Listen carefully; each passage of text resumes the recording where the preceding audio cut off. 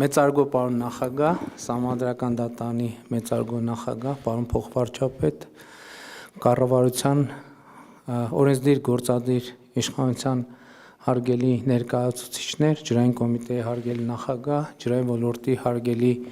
աշխատողներ, ներկայացուցիչներ, Հայաստանում հավատարմագրված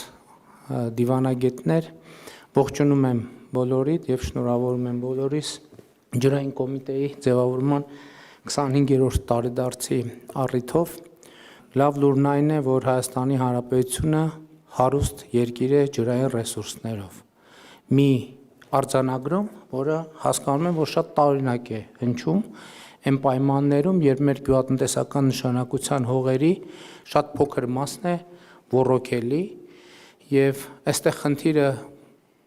ոչ թե ռեսուրսն է, այլ ռեսուրսը կառավարելու մեր ընդունակությունը եւ դերևս հարկ եմ համարում ընդգծել, որ սա էլ այն դեպքերից է, երբ որ մենք ասում ենք, որ ցանկացած հարցի լուծման համար կառավարությունը ունի 3 լուծում։ Այդ լուծումներից առաջինը կրթությունն է, երկրորդը կրթությունը եւ երրորդը նույնպես կրթությունը։ Ընդ որում այս ասածը վերաբերվում է բոլորիս։ Ես երբ որ դման արձանագրում անում եմ, առաջին հերթին անում եմ ինքս իմ մասին, որովհետեւ ջրային կրթությունը կամ ջրի նկատմամբ մեր վերաբերմունքը էական փոփոխության ենթակա է եւ առանց այդ վերաբերմունքի փոփոխության հնարավոր չի հասնել փոփոխության։ Ընդհանրապես մենք շատ խոսում ենք կյանքը եւ իրողությունները փոխելու անհրաժեշտության մասին առանց արձանագրելու մի շատ կարեւոր եւ առանցքային բան։ Որևէ բան հնարավոր չէ փոխել, եթե ինքդ չես փոխվում։ Այսինքն մարդը պետքա փոխվի, որ เป զի կարողանա ինչ-որ բան փոխել։ Որևէ պաշտոնյա պետք է փոխվի, որ կարողանա ինչ-որ բան փոխել։ Եվ մինչալոց մեր ներքաղաքական դիսկուրսում էլ սա շատ կարևոր բան է, որովհետև հիմա շատ ընդունված է ասել, օրինակ նախորդ օրը այդպիսի մի օրինակ բերում էի, հիմի հանում են, ասում են Հայաստանի վարչապետը 2010 թվականին այ բանտից մի հատ սենց հոդված է գրել, մեջը սենց բան է ասել, հիմա նայեք ինչ էր ասում, հիմա ինչ է ասում։ Եվ սա ցույց է տալիս մեր իրողությունների շատ խոցելիությունը, որովհետև մենք չենք հասկանում, որ կյանքը ինքը փոփոխությունների ընթացք է։ Եվ երբ որ չես փոխվում, դա բերում է աղետների։ Մեր շատ աղետներ կապված են նրա հետ, որ մենք չենք հասկանում, չենք ըմբռնում փոխվելու անհրաժեշտությունը, չըմբռնելով, որ առանց փոխվելու հնարավոր չի բան փոխել։ Ջրային ոլորտը այն ոլորտներից է, որտեղ մենք ընդհանրապես չենք փոխվել։ Չենք փոխվել, եկեք համարձակություն վերցնեմ ասել վերջին 100-ամյակներում։ Դրա համար էլ տեղում դոփում ենք եւ մեզ ոչ մի բան չի փրկում բացարձակապես։ Եվ չի փրկելու, քանի դեռ մենք չենք հասկանում, որ մենք պետքա փոխենք ջրի նկատմամբ մեր վերաբերմունքը պետական կառավարման համակարգից սկսած ժողովրդական մակարդակով վերջացրած։ Ես շատ հասկանում եմ եւ էմոցիոնալ առումով էլ հասկանում եմ մեր բազմաթիվ գյուղերում ինձ տրվող այն հարցը, թե ինչու ենք մենք պարտական վճարել մեր պապենական ջրի համար, չէ՞ որ այդ ջուրը մեր պապենական հողերի, մեր սարերից եկող մեծ պատկանող ջուրն է։ Ես նման դեպքերում մեր սիրելի քաղաքացիներին ասում եմ, գիտեք ինչ, իրականում, եթե խոսում ենք պապենականի մասին, եթե մենք պապենական ձևերով հիմա ուխտերի կամ գրաստների վրա բետոնները դնենք, գնանք այդ սարերից ջուրը լցնենք, բերենք տուն, մենք ոչ մեկ մեզնից փող չի ուզի։ Այսինքն, եթե հիմա ցանկացած մարդ որևէ բնակավայրում որոշի, որ այն բետոնները կամ տակառները դնում է ձիու վրա եւ գնում է սարից պապենական ջուրը բերելու, բացառված է, որ ճանապարհին մեկը կանգնացնի, ասի, գիտես, ինձ այս ջրի միլիտրի համար պետք է մի դրամ կամ 2 դրամ կամ 10 դրամ վճարես։ Ջրի է բացարձակապես։ Եվ հետեւաբար ոչ մեկ մարդիկ մենք վճարում ենք ոչ թե ջրի համար, մեր պապենական ջրի համար, կամ եթե կարող ենք հենց այսպես ուղիղ ասենք, այլ վճարում ենք, որպեսզի ջուրը սարից գա հասնի, մենք վճարում ենք ձիու կամ ուխտի կամ գրաստի վրա փող չծախսելու համար, որովհետև այդ գրաստին պետք է պահենք, չէ՞, պետք է խոտ տանք, անասնաբույժ հրավիրենք, պետք է գոմ ունենանք, որ պահենք։ Մենք վճարում ենք, որ ջուրը գա հասնի մեր տուն, ընդ որում մենք բանել չբարձրացնենք այդ բետոնները 9-րդ հարկ կամ որևէ տեղ։ Այսինքն ես սա ինչի համար եմ ասում, որովհետև այս մի քիչ էլ գրոտեսկի վերածրած պատկերի մեջ է մեր վերաբերմունքը արտահայտվում ջրի նկատմամբ։ Խոսքը վերաբերվում է եւ խմելու եւ ոռոգման ջրին։ Եվ մենք այսօր ջրային ոլորտում 10 տարի առաջ հետ ենք եղել,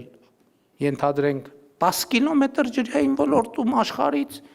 հիմա 150 կիլոմետր ենք հետ ջրային ոլորտում աշխարհից, որովհետև աշխարհը փոխվել է, ջրի նկատմամբ աշխարհի վերաբերմունքը փոխվել է, բայց մեր վերաբերմունքը ջրի նկատմամբ չի փոխվել, մեր ընկալումը ջրի նկատմամբ չի փոխվել։ Մենք այսօր մենք ասում ենք ջուրը, ասում ենք անգինա, չէ՞, ասում ենք, բայց դա էլ է այն, որ արտահայտվում է մենակ կենացում։ Մենք անգին ջուրը վատնում ենք 50 դրամանոց ապրանք, այսինքն մենք շատ դեպքերում եթե հաշվենք, կպարզվի, որ մենք 1000 դրամ ենք ծախսում 100 դրամանոց ապրանք ունենալու համար։ Ինձ հետաքրքրեց, որ ասացի 25 տարի հետո մենք լինելու ենք, չգիտեմ, այսպիսին, այնպիսին։ Եկեք մեր պլանները չգցենք 25 տարի հետո, եկեք մեր պլանները սկսենք նրանից, թե 25 ժամ հետո մենք ինչպիսին ենք լինելու,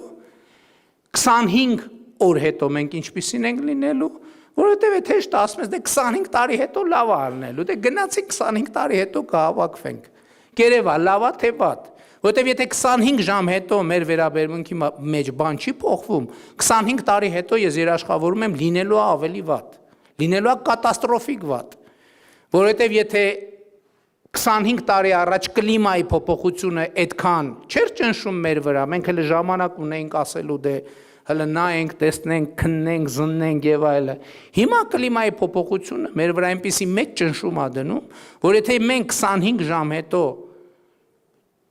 չտեսնենք արդեն մեր իսկ վերաբերմունքի փոփոխությունը, 25 տարի հետո կատաստրոֆա է լինելու։ Ոչ մեկ թող հույս չունենա, թե 25 տարի հետո լավ է լինելու։ Որովհետև եթե մենք մեր գյուղատնտեսության ընդհանրապես վերաբերմունքը չփոխենք, մենք ընդհանրապես խնդիր պետք է դնենք, որ Հայաստանում չոռոգվող գյուղատնտեսական նշանակության հող ոչ միայն պետք է չլինի, այլև բազմաթիվ հողեր, որոնք այսօր որևէ մեկի մտքով չի անցնում, որտեղ պետք է լինեն այգիներ, պետք է դառնան այգիներ։ Այսինքն գյուղատնտեսականից դուրս, որ համարվում է, չգիտեմ, այլ նշանակության հող, այդ բոլորը պետք է դառնան այգիներ, ու այսօր Հայաստանում, այսօրվա Հայաստանում այդ ջրային ռեսուրսը կա։ Փորձագիտական գնահատականներով Հայաստանում տարեկան 5-ից 7 միլիարդ խորանարդ մետր ջրային ռեսուրս է ձևավորվում։ Այսօր մեր ոռոգման համար ինչ որ մենք տարեկան օգտագործում ենք մի հատ էլ տենց ուրախանում ենք, որ այդքան ջուր ենք կարողացել հավաքել, դա այդ ռեսուրսի ընդամենը չնչին մասն է։ Եվ այդ չնչին մասի մի զգալի մասը Սևանն է ապահովում,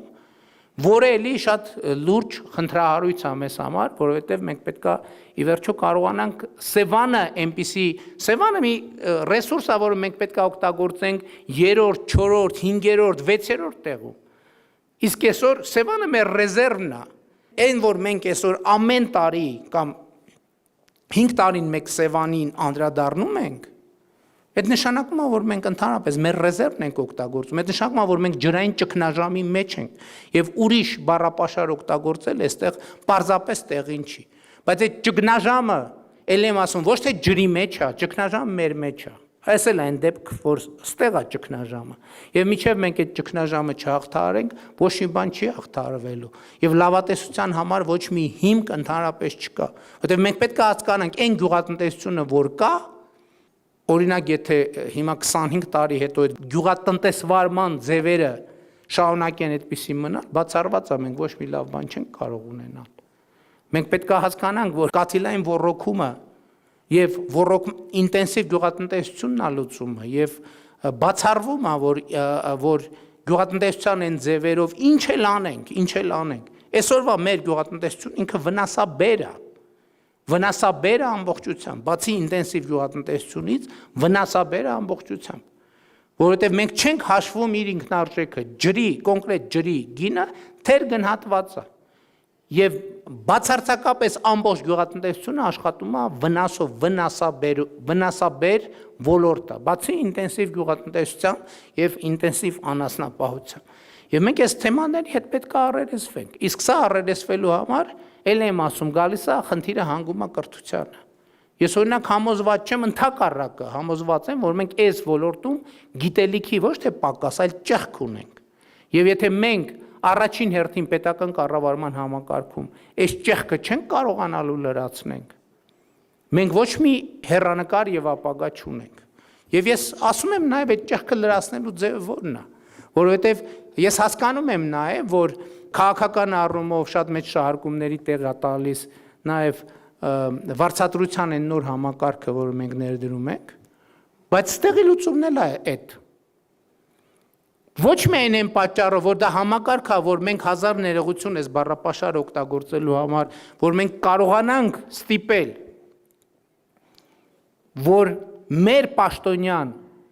հասկանա, որ ինքը ամեն օր պետք է զբաղվի իր կրթությամբ, բայց եթե ոչ, այդ միակ տարբերակն է, որտեղ մենք կարող ենք ասել հետևյալը, այնտեղ որտեղ պաշտոնա թափուր մնում եւ արտաքին մրցույթ հայտարարելու ժամանակ դա միակ տարբերակն է, որտեղ մենք հնարավորություն կունենանք արտաքին մրցույթ հայտարարելու ժամանակ մրցույթի պայմանների մեջ գրել։ Պետք է լինի աշխարհի 100 top համալսարանների շրջանավարտ։ Այսինքն եթե որևէ մեկ օրինակ աշխարհի top 100 համալսարանի շրջանավարտ չի, որոշակի պաշտոններում, չեմ ասում Հայաստանի բոլոր պաշտոնյաները պետք է լինեն աշխարհի top 100 համալսարանների շրջանավարտ։ Որոշակի պաշտոններում չնայած X այդ ուղղությամբ մենք պետք է գնանք նաև այն ուղղությամբ, որ մեր համալսարանների շրջանավարտներն էլ արդեն մեր համալսարաններին էլ լինեն աշխարհի լավ, եթե ոչ top 100-ի մեջ, top 500-ի մեջ։ Եվ ես ուզում եմ մենք այս խնդիրների հետ առերեսվենք, որովհետև առանց այս խնդիրների առերեսվելու մենք ոչ մի խնդիր չենք կարողանալու լուծել։ Մենք ընդհանրապես նման դեպքերում, եթե ուրիշ ոլորտներում ասենք տենց իրավիճակ լինի, մենք երկրում արտակարգ դրություն կհայտարարենք։ Միտեղ որտեղ որ 40%, 60% կորուստ լինի, մենք ինչ կանենք, արտակարգ դրություն կհայտարարենք։ Իսկ ջրային ոլորտում դա նորմալ է, հա դե 60% է կորուստը, դարձավ 59%, դարձավ 58.5%, ինչ լավ է, եկեք բան պարգևատրենք եւ այլն, սա աղետ է, ոնց կարելի է սրա հետ ընդհանրապես համակերպվել, ոնց կարելի է ընդհանրապես այս պայմաններում գիշերը քնել, բայց մենք քննում ենք ոնց որ։ Ոստեղ է խնդրեմը, որ մենք այս խնդիրները իր ամբողջ խորությամբ չենք ընկալում եւ այս առիթը ես պատեհ համարում օգտագործել սրա համար, որտեւ եթե մենք պետք է հավաքվենք, ասենք, որ այս հաջողվեց, այս հաջողվեց, այս հաջողվեց, այս հաջողվեց, ինչ հաջողվեց, չհաջողվեց, մեր ջրային ոլորտի մեր կորուստները անհամեմատելի են, ընդհանրապես անհանդուրժելի են։ Բայց այդտեղ մենք չենք կարողանում լուծել խնդիրը, որովհետև էլ եմ ասում, մենք ունենք առաջին հերթին գիտելիքի պակաս։ Մենք առաջին հերթին ունենք այդ գիտելիքը իրացնելու հմտությունների պակաս։ Եվ եթե մենք չգնանք այս ճանապարհով, չնայած ես այս տարբերակը չեմ էլ քննարկում, մենք չենք կարա չգնանք այս ճանապարհով եւ մենք գնալու ենք այս ճանապարհով։ Եվ մի ելույթի հիմնական իմաստն էր, որ կիսել ձեզ թե ինչ կլինի, եթե մենք չգնանք այդ ճանապարհով, այլ ասել, որ մենք այդ ճանապարհով չենք գնալու, մենք գնալու ենք նոր ճանապարհով, որը սկսվում է ջրային ոլորտի եւ ջրի նկատմամբ մեր վերաբերմունքի փոփոխությամբ։ Այնուամենայնիվ տոնական համատեքստը չմթագնելու համար ուզում եմ շնորհակալություն հայտնեմ ոլորտի բոլոր աշխատողներին, ովքեր այս ընթացքում իրենց կարողությունները ներդրել են, որպեսզի մենք ավելի վատ վիճակ չունենանք, պետք է խոստովանել, որ մենք կարող ենք, մենք այդ գործում լավ ենք։ Միշտ էլ կարող ենք ավելի վատ վիճակ ունենալ, ես ուզում եմ շնորհակալություն հայտնել, բայց եւ նաեւ հույս ունենալ, որ մենք արձանագրում ենք։ Սոկրատեսը ասում էր, ես գիտեմ, որ ոչինչ չգիտեմ։ Եվ եթե Սոկրատեսը տենց բան ասել է, կարծում եմ բացարձակապես ամոթ չի, որ մենք էլ ասենք ջրային ոլորտում էլ ցավոք մենք ոչինչ չգիտենք։ Մենք պետք է իմանանք, որ ոչինչ չգիտենք, որ գոնե ինչ որ բան կարողանանք իմանալ։ Շնորհակալություն։